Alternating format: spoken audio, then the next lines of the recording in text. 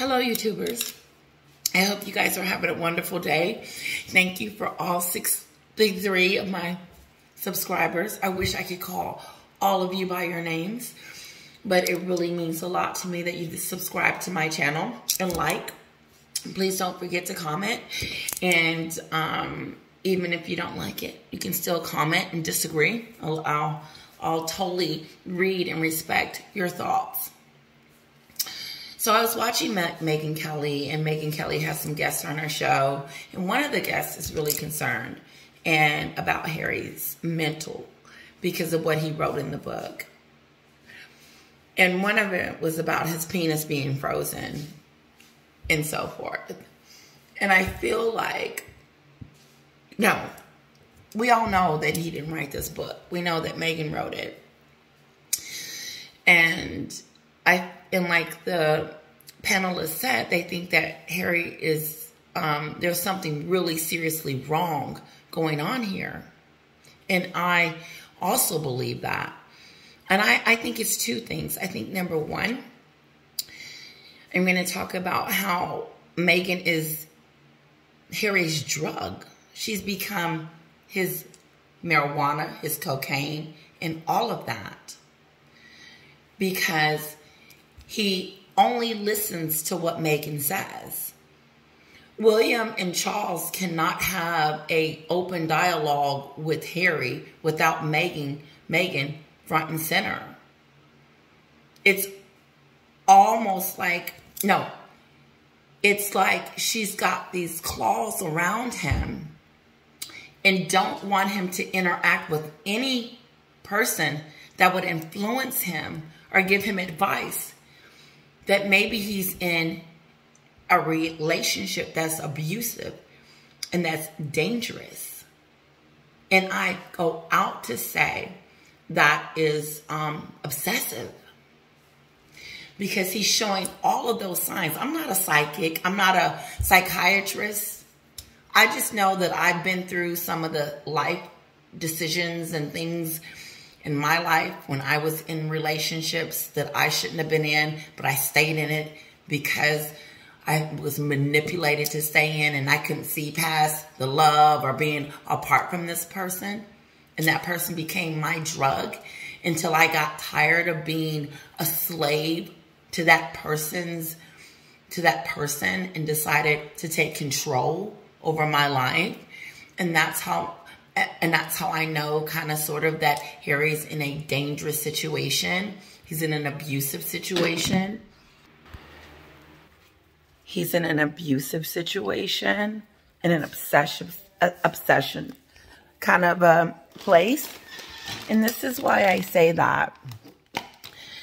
And if you watch my videos, you can almost see the demise of Harry being with this woman and being manipulated totally. And this is why I say that he is in such a dangerous way. It's obvious that Meghan had to separate him from the two people, the people that he loved, so that she could really get her claws in him to do everything that he's doing right now. Because without that, he would have kept pushing back on her. I believe in the beginning of the relationship, he had more control. And she realized as long as we're in the UK, surrounded by people that he loves, that I won't have access to do the things that I want to do. But that's a part of it, because Meghan was never staying in the UK. She was always going back to the United States so she could live in Montecito with her celebrity friends. But at what cost? And a person like her that doesn't care who she hurts to step on to get what she wants is dangerous. And you see the divorce happening. You see it because this spare book helps her solidify that there's something wrong with Harry. And isn't it ironic that she is very quiet now? You haven't heard her say anything. You couldn't shut her up a couple of weeks ago. And so I just believe, like Samantha Markle said, her sister that she doesn't claim was right on spot. This is her way of pushing the blame off on Harry so Harry can look like an idiot. But here's what's going on with Harry. He's in a dangerous, abusive, obsession relationship. And she's a bully, so let's add she's bullying him as well. You can't tell me that Harry is of sound mind and body because he can't keep his story straight. And what's interesting about this entire thing is everything is always about what Meghan said, what Meghan did, and what Meghan wants. What Meghan wants, Harry gets it. If you think about it, she didn't want to be in the UK anymore. He checked that. She wanted to be in a Disney movie. He made sure he did that. She wanted a spare book. She did that, check. She wanted to say that his family was racist. He allowed that, check. She allowed him to separate himself from his loved ones, check. And so it was all in a strategic plan to really get her claws in him. And she tried to do that with the other relationships, but they wasn't as powerful as Harry. And Harry has the ability to give her what she wants because of his status and because he's a prince. And so she used his status to make herself who she is today. Because remember, nobody knew who she was. And without him, she would be still a nobody unless she was going to bring herself back. Unless Meghan decided that she was going to get a bigger role and somebody was going to notice her, or she was going to marry another billionaire. Like one lady said, is Elon Musk next? The Tesla, the Amazon guy? I said Elon Musk, I didn't mean him. It's one of them rich people. She's setting her sights on one of them billionaires. I mean, she doesn't need to because she has Harry doing her dirty work. She has Harry spilling all his family secrets. Something that she said that they were doing to them to make money. And oh my God, she's not leaving her Montecito home. She's not leaving this lifestyle now that she's got a taste of it. She's going to use him up. And then she's going to turn around and blame Harry. And it's going to be subtle and deceit like she does, because this is her way of subtly, deceitfully trying to blame others and never taking responsibility for herself. I didn't know what a curtsy was. I didn't know what that was. You disrespectful Jezebel, you. And then, you know, she plays dumb. Like, I don't have any sisters.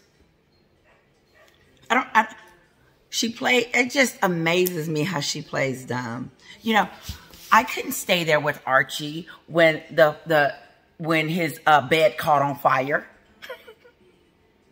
I had to go out there and continue to shake hands. Poor Meghan. Oh, poor Meghan had to go out and shake someone's hand while Archie was in the crib burning. She lied. Like she lied about the racism comment. But let's go back to the obsession. And let's go back to the danger.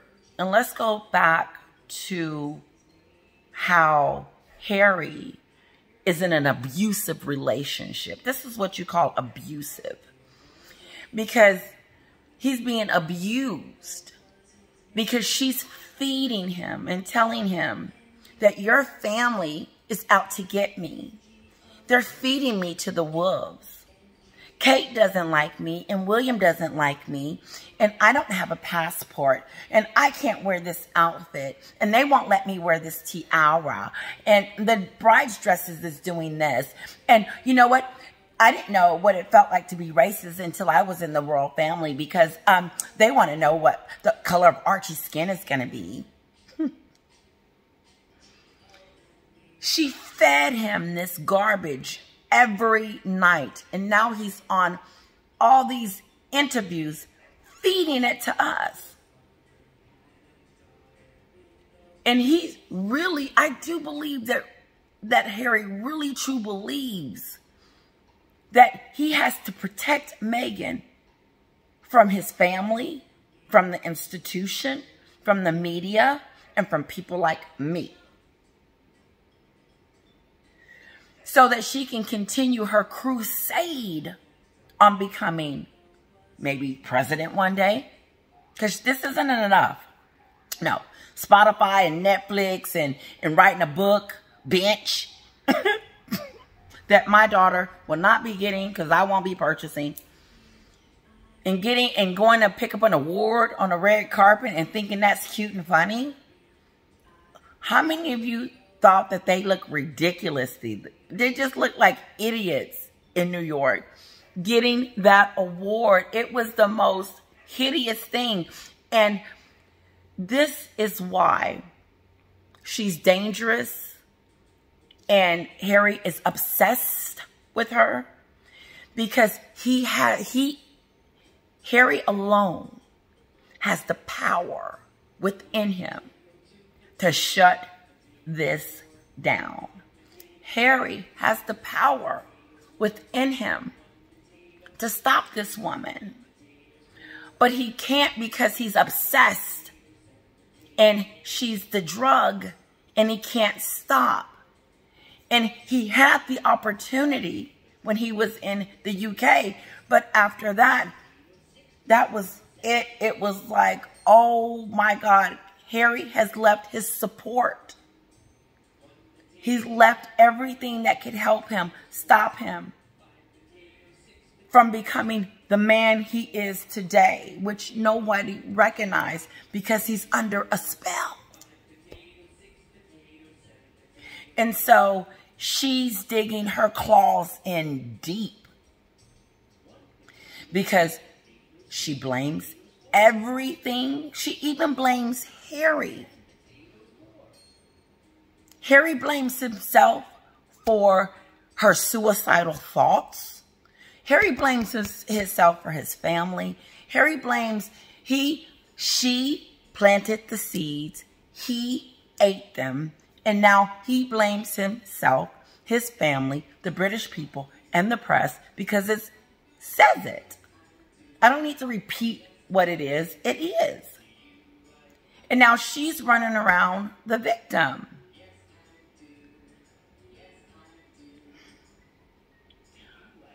Harry is really needing some help, celebrities, therapists. Help him see who she is. And if I'm wrong about Meghan, I will apologize. As a matter of fact, if I am wrong about her, which I'm not, I am not, because that would mean everything that I'm saying about her, you guys are going to have to show me receipts that I'm lying about this woman. And I know that I'm not.